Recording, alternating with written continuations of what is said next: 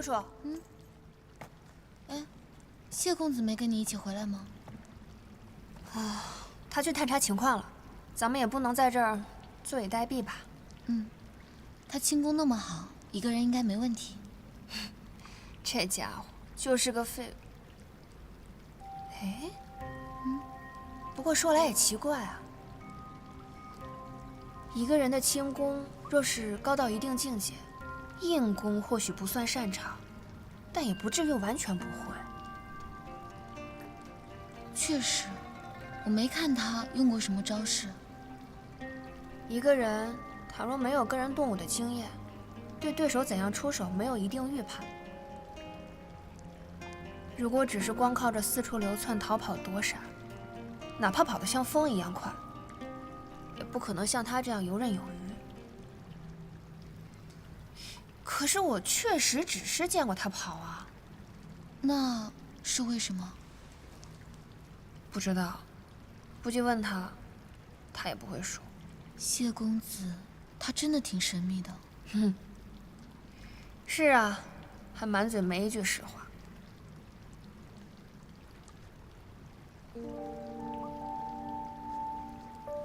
画什么呢？给你看看。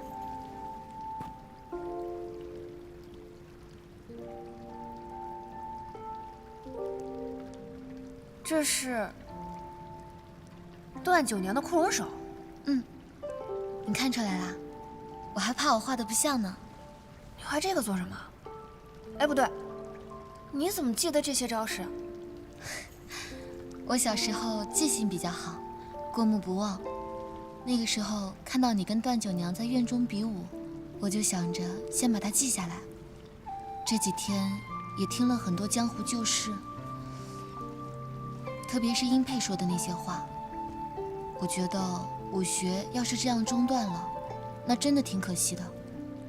所以你就想把它记录下来？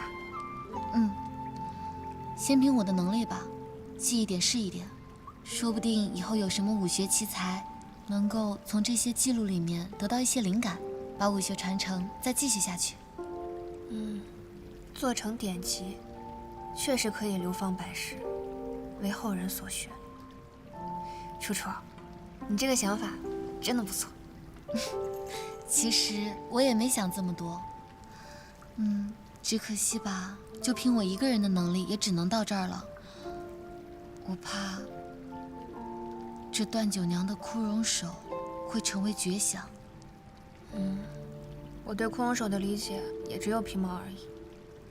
不过，我体内已经有库容真气了，你又把它记录了下来，那就说明段九娘的库容手并没有彻底的变成绝响。哎呀，只是怕我练不好，丢人。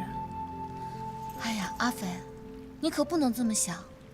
段九娘自愿把枯荣手传给你，就是认可你，她看中了你，而且你现在也和这些高手过招了，你也很棒。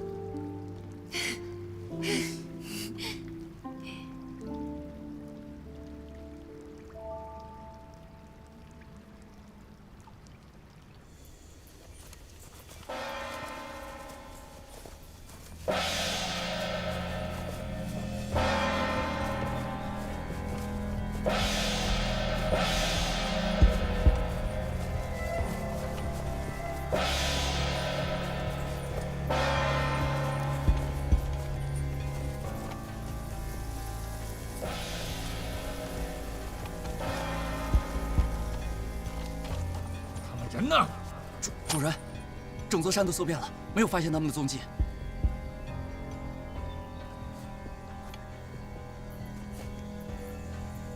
此乃衡山脚下，他们一定躲进了密道。传令下去，转战衡山派就职。是。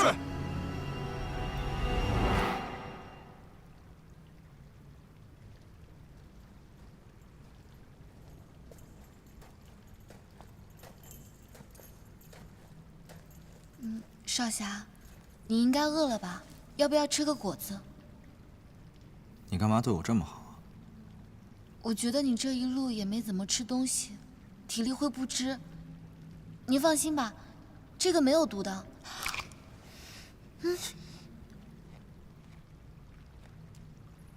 我就不吃，反正都快要死了，吃不吃有什么关系呢？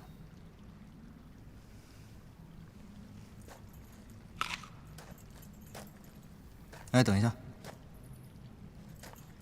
怎么了？你懂不懂解旋？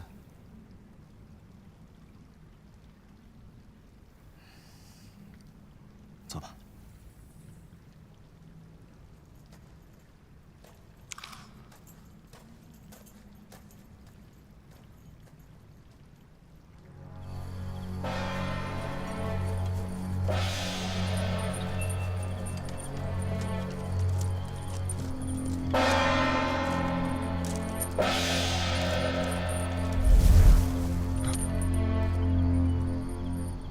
你听到什么了吗？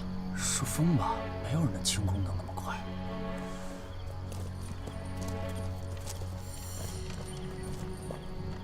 主人，还是没有找到。这都找了1天了，还没有找到，要你们何用？阿肥，查探怎么样了？这个密道四通八达，有很多机关，而且有很多分岔口。我们人在地下本来就容易分不清东南西北，再加上我们没有地图，很容易就被困在这里。这怎么办呀？我不想一直在这洞里待着。没办法了，现在也只能先在这里避一避了。希望他们能快点离开这儿。周姑娘，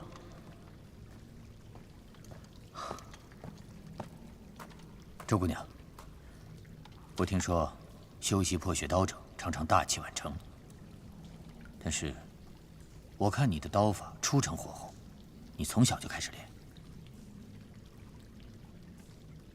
练几年了？我娘在我临出门的时候，娘说，不要轻易透露底细。我不是从小学的，大概2、3年吧。2、3年，嫌太长了。 1、2年吧，反正差不多。除非是走捷径练魔功，否则但凡是天下绝学，那都得有个数10年之功来填不可。你这进境已经堪称神速了。行了吧，我有自知之明，就我这水平，现在就是有辱家学。所以阿飞，你到底学了多久？8年多吧。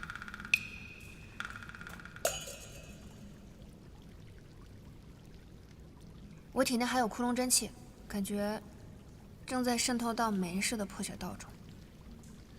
是啊，这一路上又几经生死，我们不怕死的周大侠被各路英雄又锤炼了一遍，也是难得的机遇啊！你偷听我说话，干嘛呢？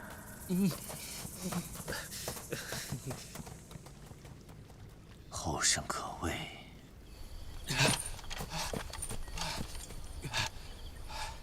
主人，入口在那边。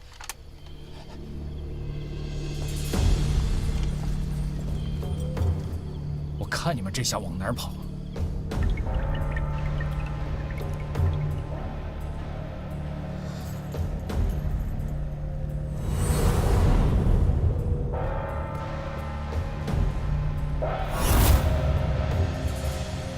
当年衡山派出逃之时，密道口故意不封，就是为了拖延追兵。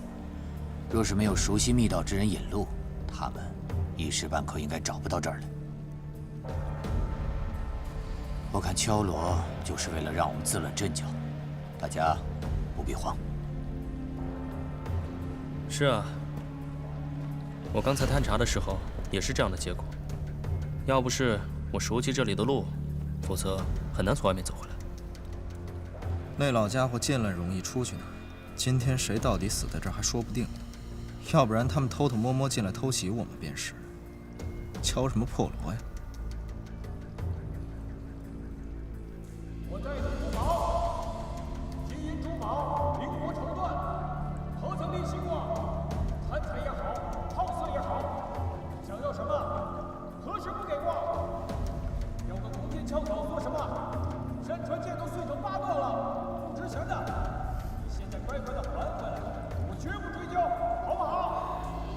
看来青龙主是抓不到你，誓不罢休了。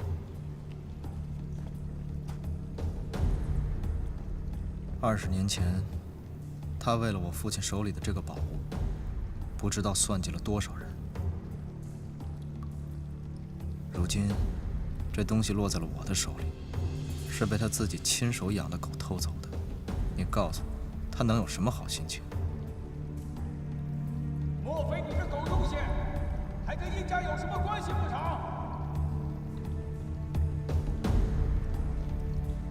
那就更不用躲了。当年殷家早被我手下这帮兄弟灭了门，你这年纪，估计是哪儿冒出来的野种呢？我最讨厌别人叫我野种。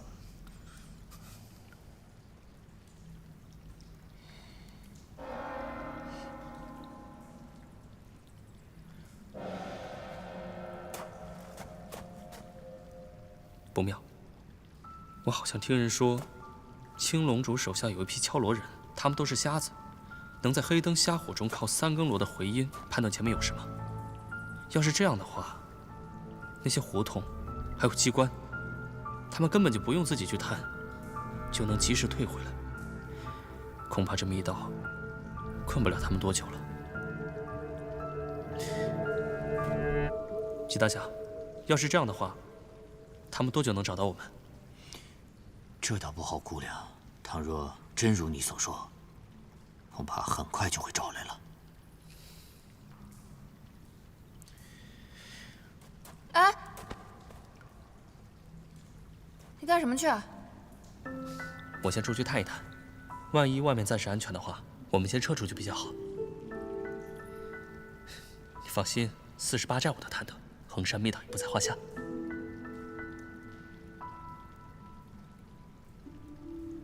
你先在这等着。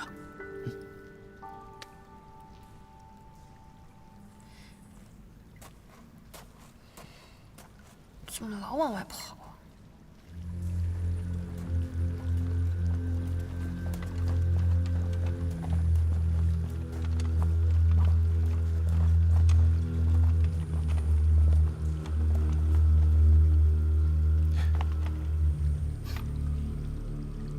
周姑娘，可否帮我一个忙？说。青龙主等杀。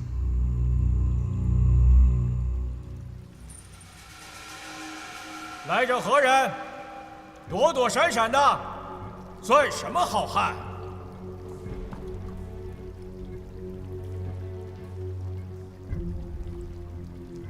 往前走。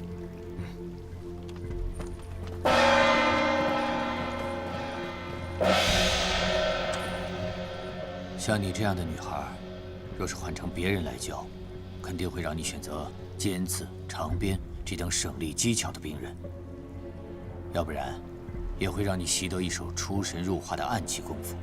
只要轻功过得去，也足以保命。真不知道你的长辈是怎么想的，竟然让你用刀，还偏偏传了破血刀给你。是，已经不止一个人说我筋骨不够粗壮。练刀事倍功半了，所以呢？那有没有人问过你，以你这样的出身和模样，即便是骄纵无能，也足以顺遂地过完这一生，让你不必在刀尖上舔血，四处颠沛流离。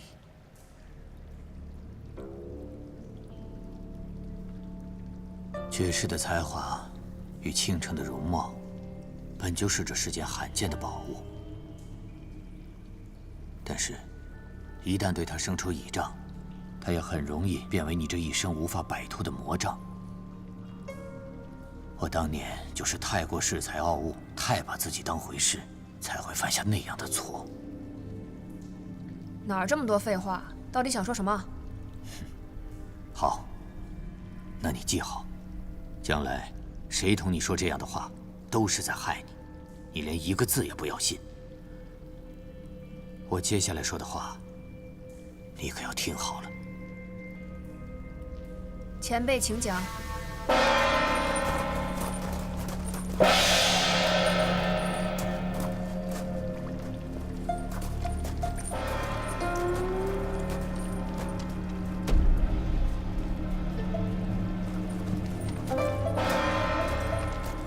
当年并称南北双刀，南刀极烈，北刀极险。又说断水禅丝乃杀人之刀，而破血乃宗师之刀。修习破血刀者，如同风雪夜独行，需心智极坚、毅力极大者，或能一窥门路。尤其是无匹、无常、无风三式，乍看之下，这招式平平无奇，但是很多人哪怕穷极一生也无法参透。若是过不了这一关，即便是刀法再精，内力再深，也只是无魂之刀。周姑娘，我是担心你修炼多年，恐怕也会一事无成。你说这么一大串，就是想咒我一事无成？我出去探过了，青龙主啊，留了一些人在外面巡山，不过人不多，大批人马都下了密道，所以啊，我们现在出去比留下来安全。要走，我们现在就走。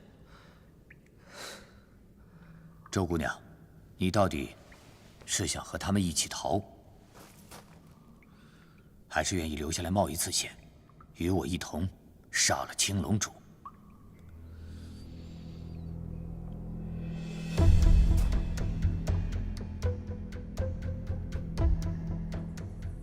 若是你愿意留下来，与我杀了青龙主，我可以将断水禅丝传给你。你只需要帮我拖住青龙主，剩下的我自有办法解决。不行！你让一个小姑娘替你升抗思想山的4位主人之一，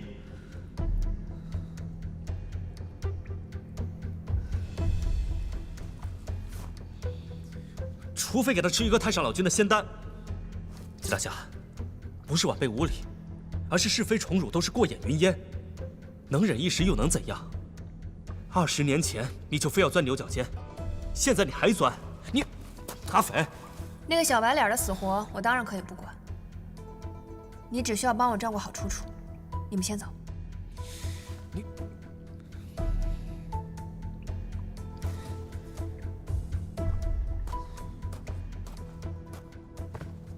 既然你说你自有办法，我可以留下来帮你。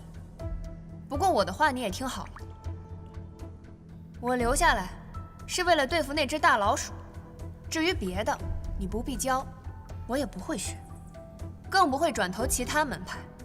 南北双刀并行，我看在我外祖的份上，本不该对你不敬。但如今见识了你这样的前辈，少不得也要说一句：断水禅丝算什么东西了？是啊，断水禅丝，它不算什么东西。但不管如何，谢过姑娘了。我们先去把洞堵上吧。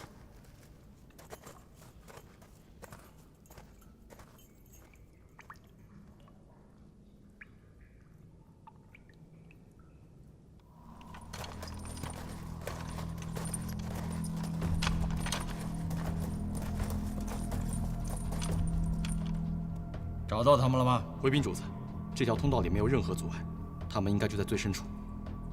好，继续往里追。是。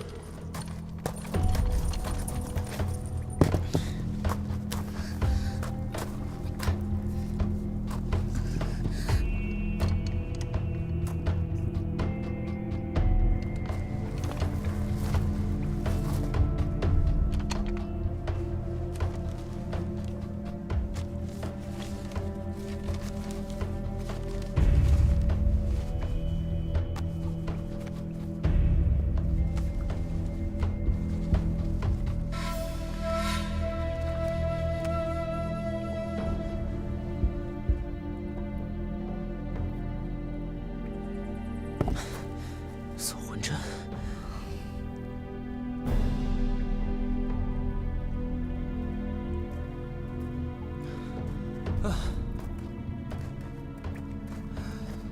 你刚刚说什么针？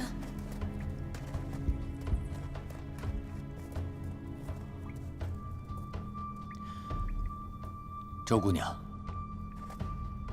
想要应对青龙主，只有我北刀招式可以牵制住他。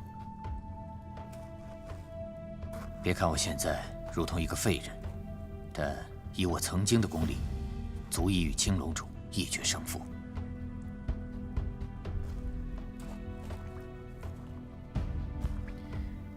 我要用这搜魂针逼出我以前的功力，但这搜魂针一旦下阵，我需要闭目养神一时半刻的功夫才能起效，还要劳驾周姑娘帮我牵制住青龙主，待到我回光返照的那一刻。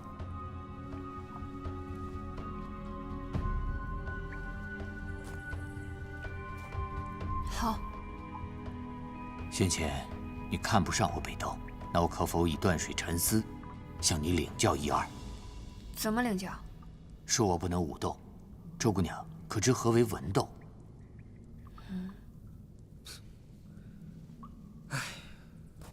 武斗是交手，文斗是过招。文斗中人呢，或者只是互相解说招式，或者是在互相不触碰的情况下比划个一二，谁也不伤谁，非常和平。周姑娘，请。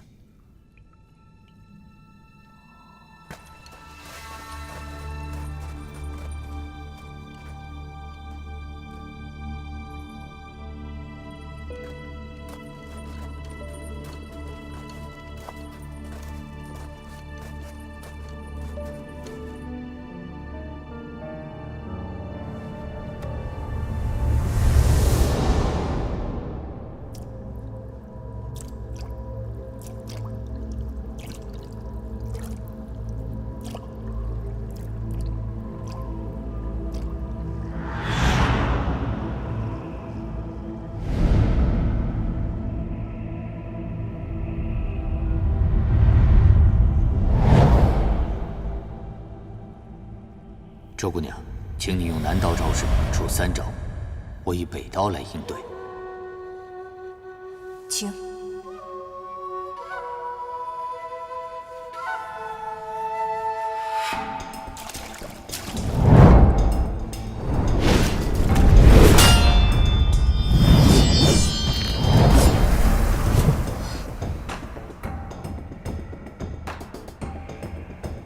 怎么突然之间，阿斐的状态就变了？因为在阿斐的眼里，他刚才已经被断水禅丝一刀两断了一次。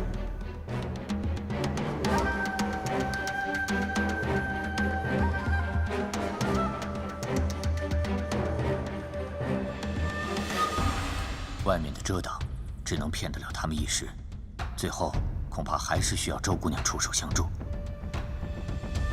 此地空间狭窄，他们人数再多，也难以一拥而上，这是我们的优势。这青龙主最擅长以强欺弱，他一看你是个小姑娘，必然会亲自动手，他的内力远在你之上。你所能倚仗的，就是绝代刀术。接下来，我就让你看一看这绝世的杀术。在这1宿时间内，若你能在此刀下走上20招，青龙主一时半刻奈何你不得。再来。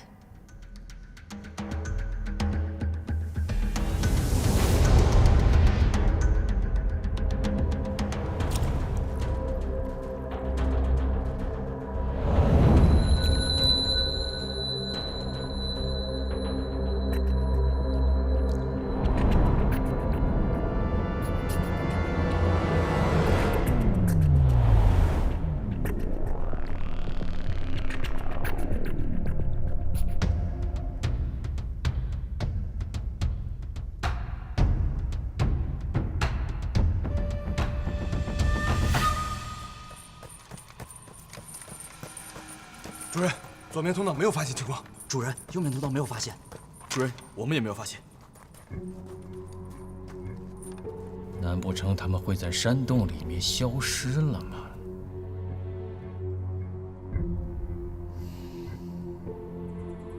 去把顺风锁给我叫过来。得令。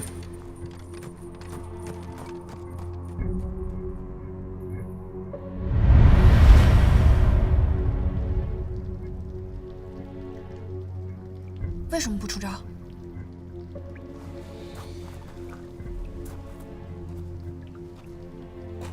因为除非与你对阵的人功力远逊于你，否则你刚才那一招要是变不过来，不是兵刃脱手，就是伤了自己。连你都看出来了？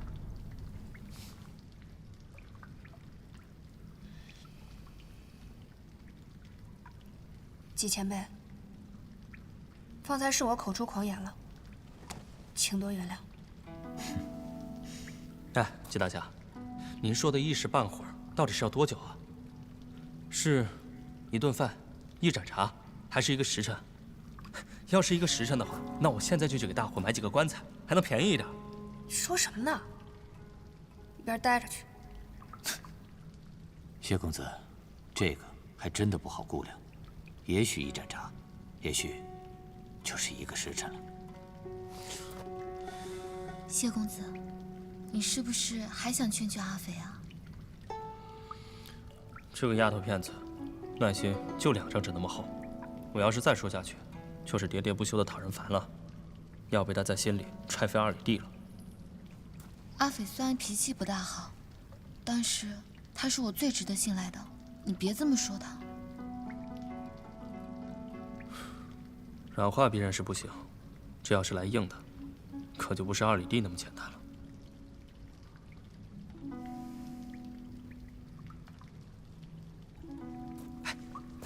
阿飞，阿飞，阿飞，啊，我还要带吴小姐走呢，万万不能待在这里。她现在不听我说，你来跟她说。阿飞，我跟着你，你留下来我就留下来。吴小姐，穆小乔什么样？你可是亲眼见过的。嗯，我见过啊，而且这个青龙主应该也不会太差。怎么了？此人为四象山主人之一，就说明他除了武功以外，还有很多你想都想不到的手段。他一旦顺着这个密道过来，根本不是我们这些人能对付得了的。落到青龙主手里是一个什么样的下场？我不吓唬你，你自己想。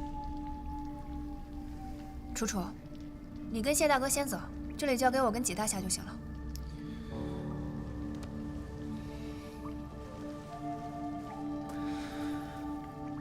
我以为一个人最难的，未必是要有惊天伟地之才，应该先知道轻重缓急。什么时候应当一往无前，什么时候应当视死如归，什么时候该谨小慎微，什么时候又要暂避锋芒，都要心里有个数。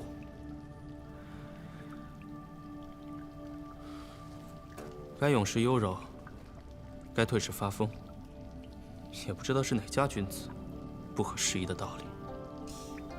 姓谢的，你是在指桑骂槐吗？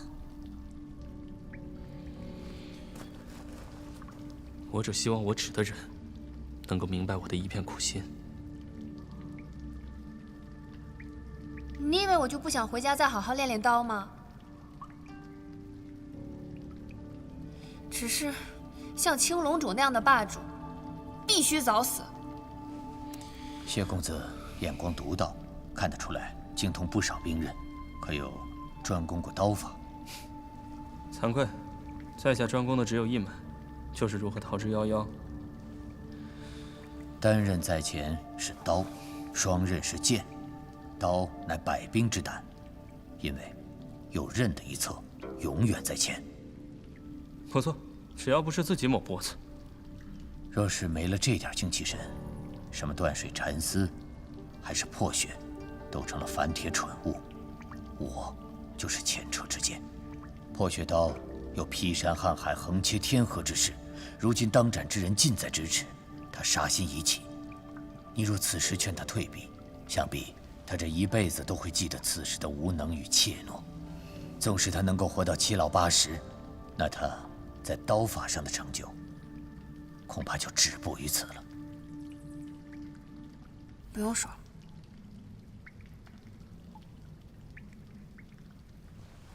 你放心吧，我不会让你死的。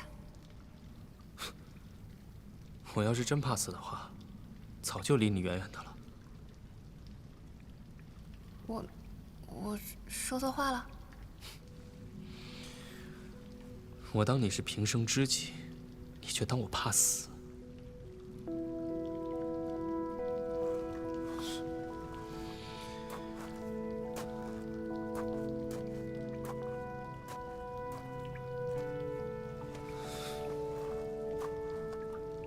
纪大侠的搜魂针凶险，我替你把关护法。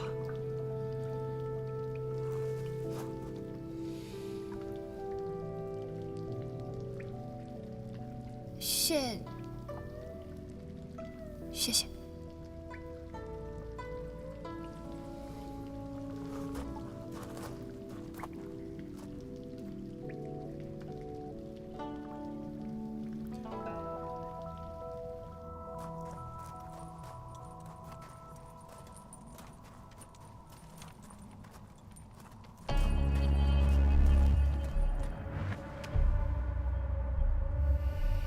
现在就指望你了，不要让我失望。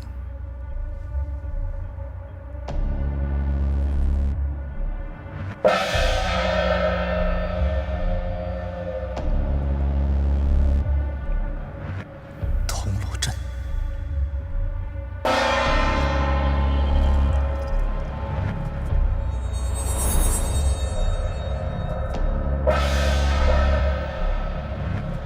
周姑娘，时间不多了，再来。好，再来。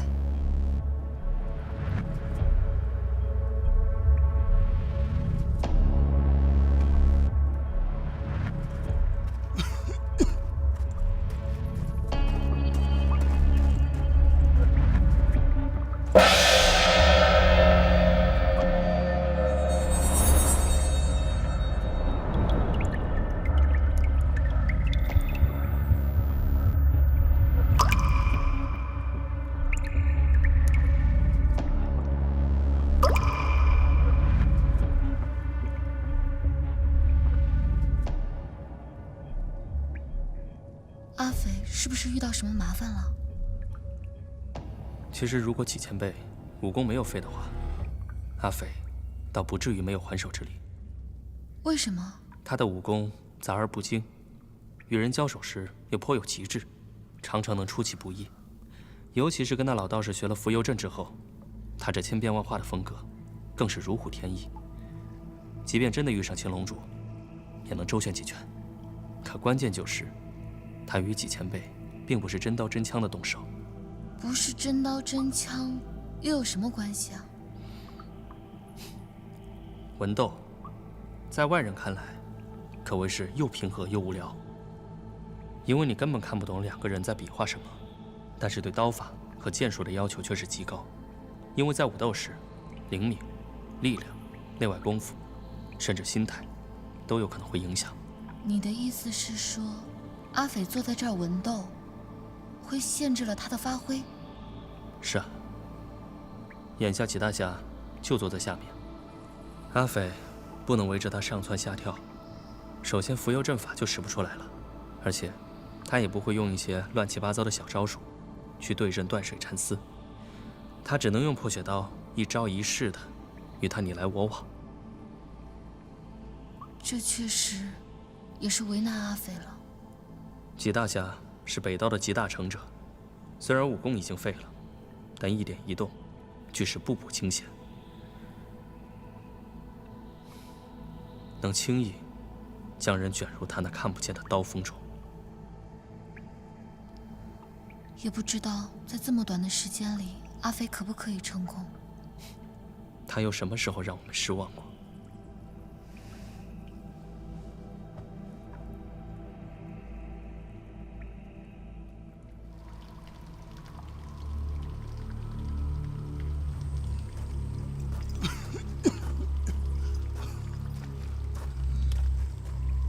主人，找到了。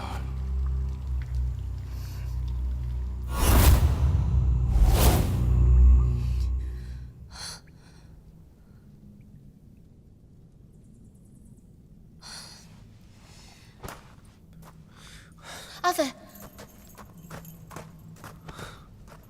你要不要休息一下？周姑娘，刚才你完全接下了我5招。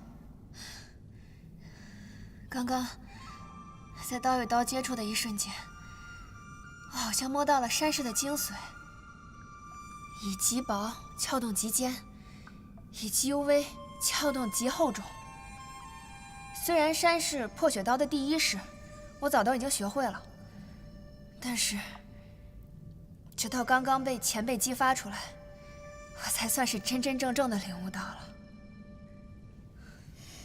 可以啊，这短短的时间里就悟到了上乘武学，不愧是女中豪杰，人中龙凤，得天独厚，天资卓越。还有，我刚刚还在想，9式破雪刀平时都是排着队的，但我是不是可以将这2招合并在一起用？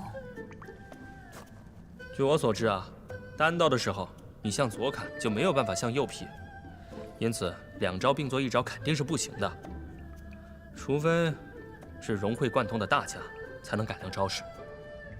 道理是这么个道理，但是我忽然发现，每次我辅以不同刀式的时候，我体内的枯荣真气仿佛都是在提点我刀中之意。李老寨主的刀意落在无风，李大当家的刀意落在无匹。姑娘，那你的刀意呢？刀法是死的，人是活的。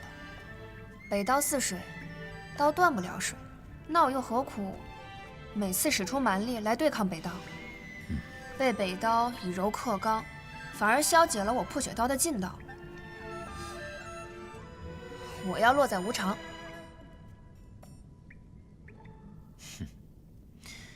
不愧为南道的传人，周姑娘，你在武学上的悟性极高。我看青龙主应该很快会到，不如趁热打铁。好。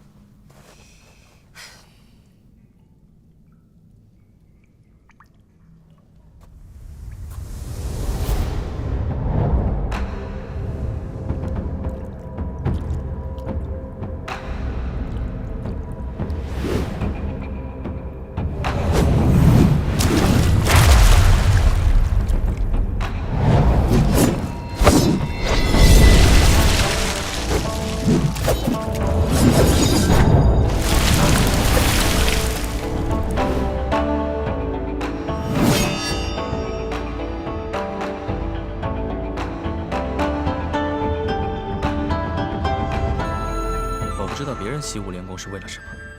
有的人呢，可能是奔着开宗立派去的；有的人，可能终生都矢志不渝地追寻着天下第一。打匪这里，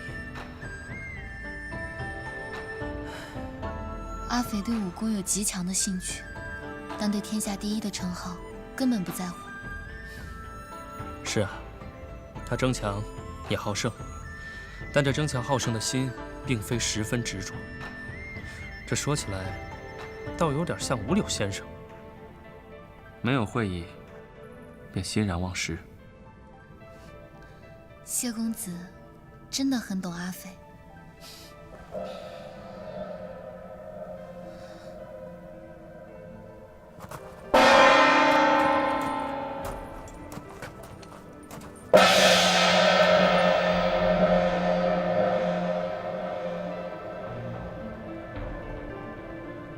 不好，听这个声音，他们好像离我们越来越近了。再等等看，不一定能找到这里。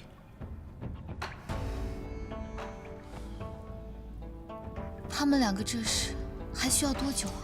以他的悟性，倒也不难，只是这周围一直都是吵吵嚷嚷的破锣声，很容易扰乱他的心神。不知道他还能不能扛得住。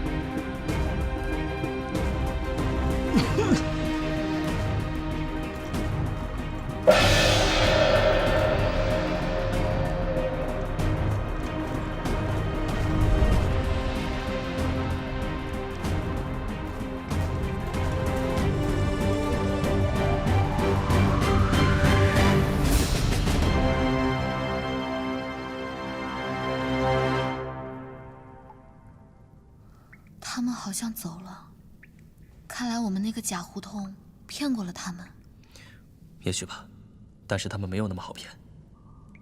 希望还能再撑一会儿。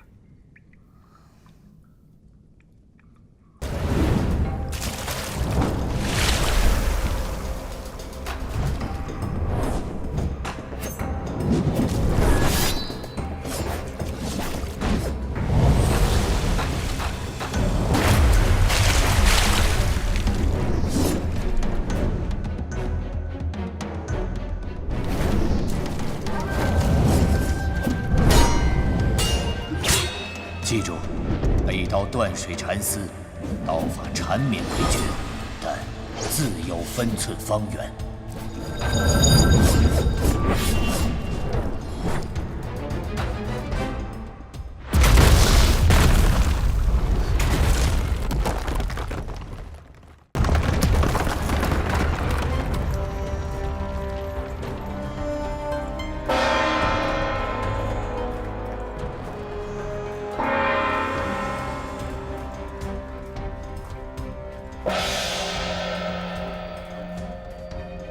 没事，我先拖住他们。你们太小瞧他们了。青龙教的人耳朵比一般人好使得多，你们这么小声说话，跟在他们面前说话没有什么区别。你们说的话我都听得一清二楚。你小子还活着呢，等会儿把你交给主子，看他怎么收拾你。我们先收拾了这2个人。哎，等等，你们可想好了啊？真要动手？什么想好想不好的？你们可真想好了啊？不要逼我动杀招啊！杀招？哼，我倒是听听你怎么杀。我本来呢是心怀慈悲的，把这个洞口堵上，不想让你们来寻死。结果你们倒是真挺会寻死啊！等我把你舌头扯下来，看看你还敢不敢这么说。切，你们不就会点阵法吗？其实这种阵法啊，非常的不堪一击。这种阵法内含5行生克变化之力，一人击罗，引致敌方进攻，自示弱点；其余4人绵延而上，这5人互为手谕，又与其他组互相交换，因此变化无穷无尽。哼，知道此阵法的人多的是，这算什么？但知道破绽的人可就不多了吧？破绽？你不可能知道。就是站在前卫的金，如果金不稳了，其余4人也就不灵了。臭小子，是你告诉他们的，是你破坏的东西。我凭什么告诉他们呀？我跟他们又不是一起的。再说了，我现在还被他们点着穴动不了呢。殷公子，我们是不是一起的不重要，可如今我们只能是一伙的了。你自己想想，如果我们死了，你跟青龙主待了那么久，你明白他的为人，你觉得他会放过你吗？你还不是死路一条？就算你知道了克铜锣阵的法子，可你的武功够吗？好啊，那就来试试。退下。是。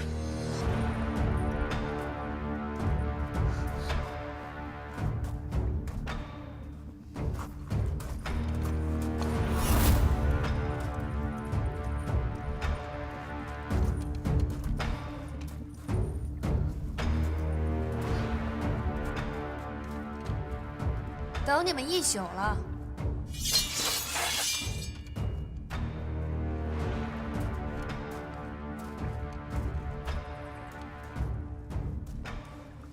有些胆色，我看你的刀法像狐香一路，实在笨重的很，不适合貌美如花的小娘子。我方才又琢磨了一下，还是觉得杀你很可惜。这样吧，你要愿意跟着我，你以前做过的一切，在我这儿都能一笔勾销。哦，是吗？跟着我吃香的喝辣的，进来出去都有人周到的伺候着。你喜欢什么就有什么，金玉珊瑚随便带，总比你现在这寒酸的样子强吧？那我杀了你的人，破了你的破罗大阵，这也能一笔勾销吗？跟你这漂亮的小脸蛋儿比，都能一笔勾销。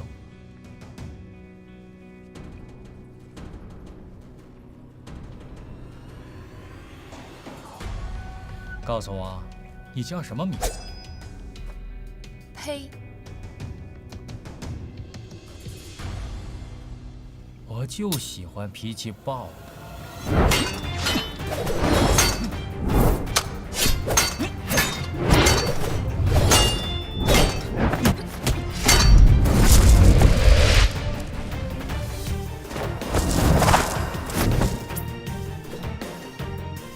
你们这帮人真够可以的，居然派一个小丫头去对付青龙柱。你们是不知道这青龙柱有多卑鄙，太自不量力。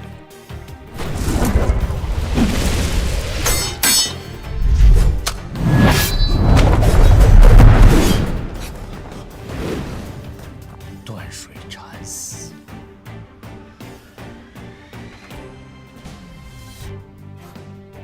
都这个时候了，那个自身难保的老家伙竟然还教了你2招。不过可惜啊，在我这儿现学现卖可不行。对付你这样的废物足够了。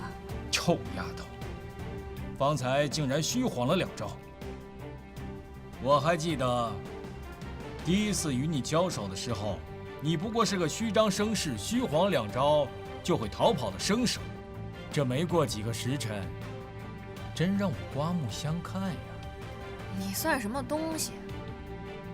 我又改变主意了。像你这样的人，凭谁见了都要毁掉，绝不能再让你练上10年8年的功夫。哼！你叨叨到现在，就这么一句听着最顺了。杀了你，还用不着我10年8年。猖狂！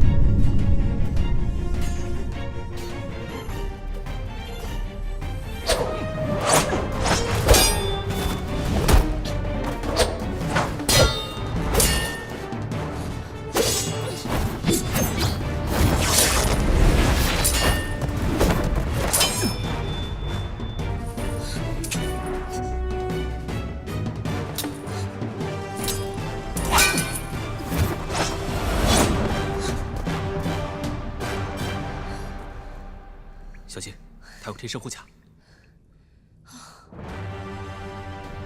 怪不得我砍不动，我还以为他刀枪不入呢。要不是他那破护甲，我早就把这老家伙的胳膊给拧下来。干什么？帮你。帮我什么？挡刀啊！小白脸，看戏看够了。当年蓬莱有一巧匠，据说双手可以点石成金，打造出许多神兵利器。除此之外，还有一件暮云纱。据说此物通体皎洁，不沾烟火，在暗处时，仿佛一片涌动的月光，入手极轻，穿上它便可刀枪不入。据我所知，这件暮云纱乃山川剑殷问兰为其夫人所定做的，阁下穿在身上，不觉得有点紧啊？你到底想说什么？我只是有点好奇，既然殷家的东西都在你手里，你为什么不是第二个山川剑呢？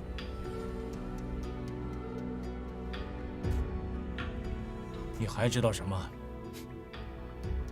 我无所不知。海天一色，那3寸不烂之舌是用来拖延时间的，不是用来作死的。哎，青龙主，有话好好说，不要着急。海天一色这4个字，哪个是你的仇人？改天告诉我一声，在家保证不提了。臭小子！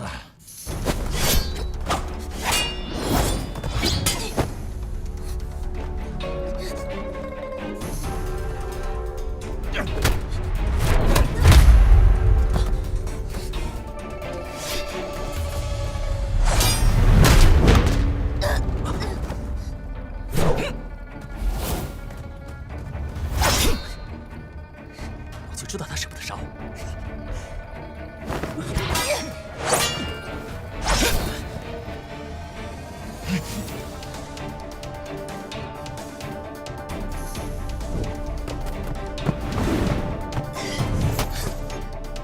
你干嘛？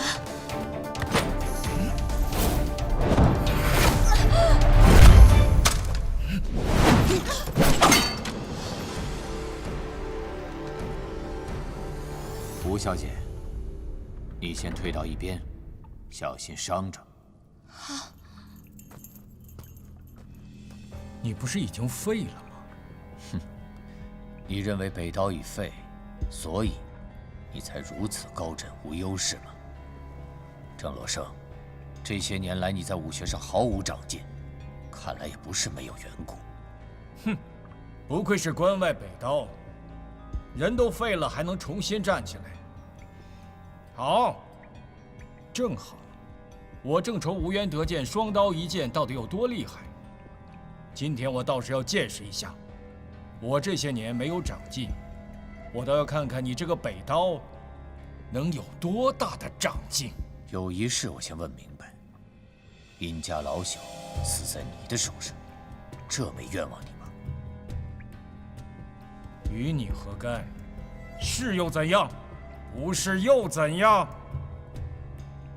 殷文兰，那一代宗师，殷家中上上下下上百口人命，就毁于一夜之间。这个与我相干。既然问清楚了，事情就好办了。纪云辰，别说你废了，就算你没有废，你也未必胜得了我。谁胜谁负，谁高谁低，这都已经不重要了。重要的是，今天我要取你性命。我倒要看看，你一个废了的北刀，能翻出多大的浪。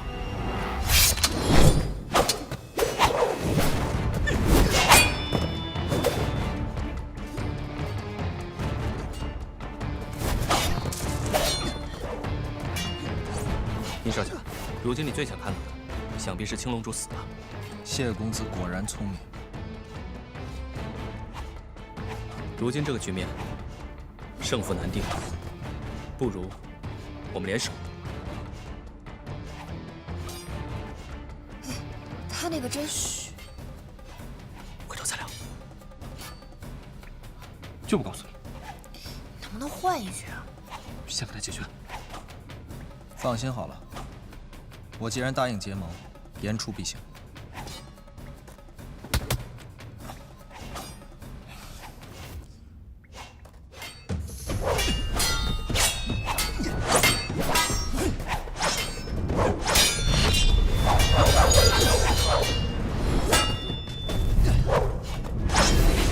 我一直以为杀气便要腾腾，一直到此时，我才发现真正的杀气。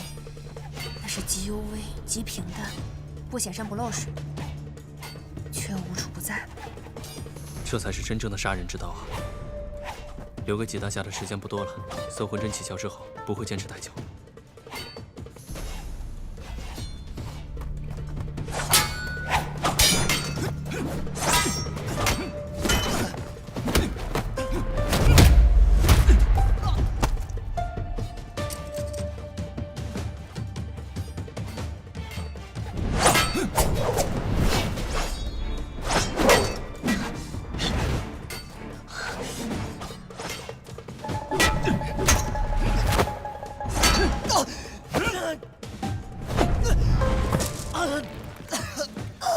团打动干哥，就是为了你这个小畜生！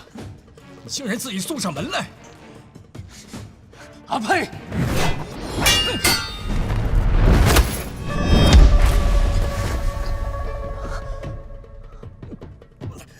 这木月杀真的不适合你。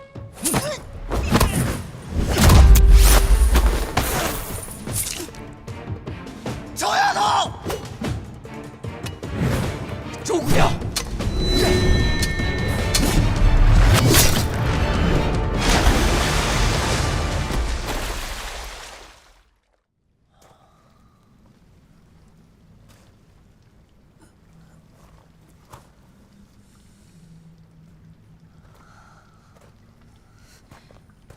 季前辈，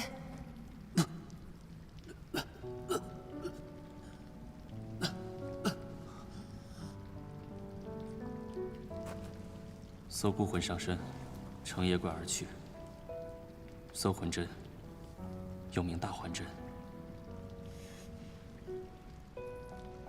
是关外的一种秘法，能叫人一日千里，死灰复燃。无论是多重的病，多要命的伤，都能盖过。但是，起死回生，三可而止。周姑娘，在我临死之前，能与你过过招，将这断水沉丝传下，我已经知足了。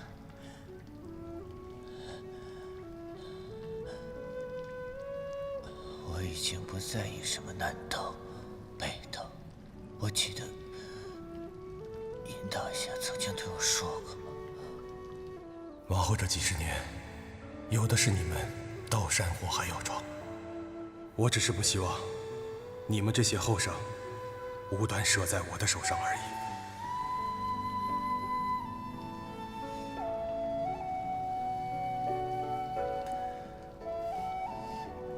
季前辈，阿梅，对不起，我能换的只有这么多了。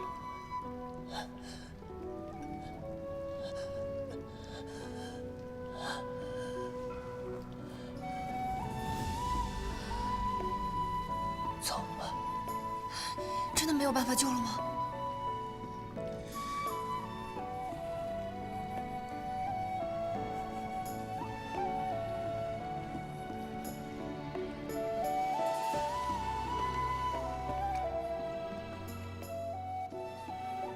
上也，我欲与君相知，长命无绝帅。天地合，乃敢与君绝。哼，这些文人就喜欢舞文弄墨，酸诗酸词，倒不如我挑遍武林高手，开宗立派来得爽快。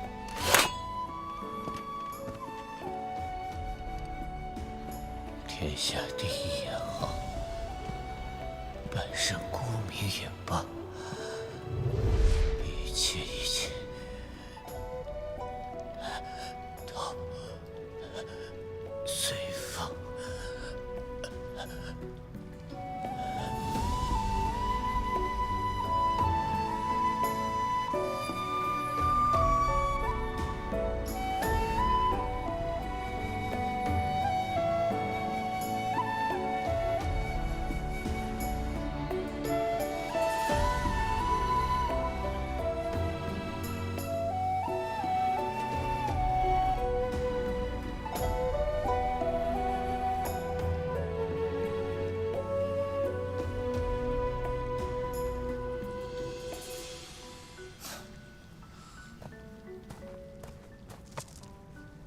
宁少侠，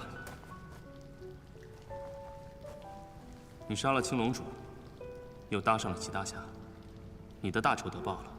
那么10余年的养育之恩，又怎么算呢？人都死了，正合他意吧。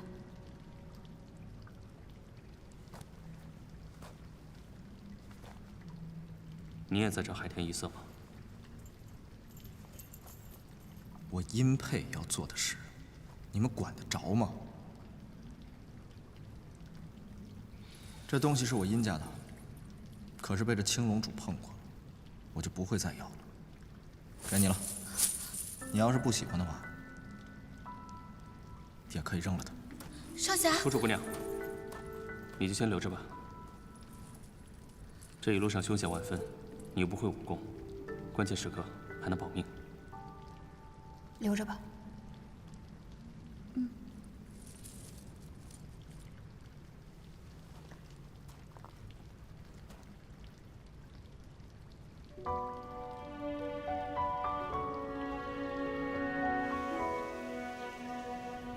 像纪前辈这样的绝世高手，却只能隐姓埋名，英雄难寻。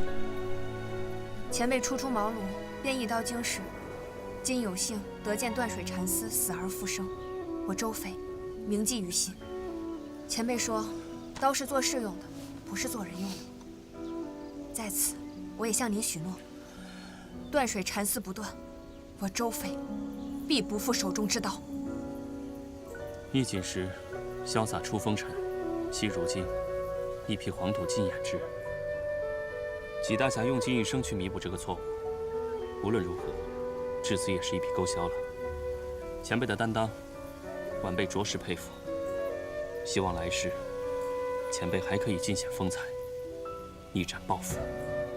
纪大侠，我们都知道你最放不下的就是殷沛，希望他能够早日理解您的良苦用心，回到正道上，不负殷家的侠义之名。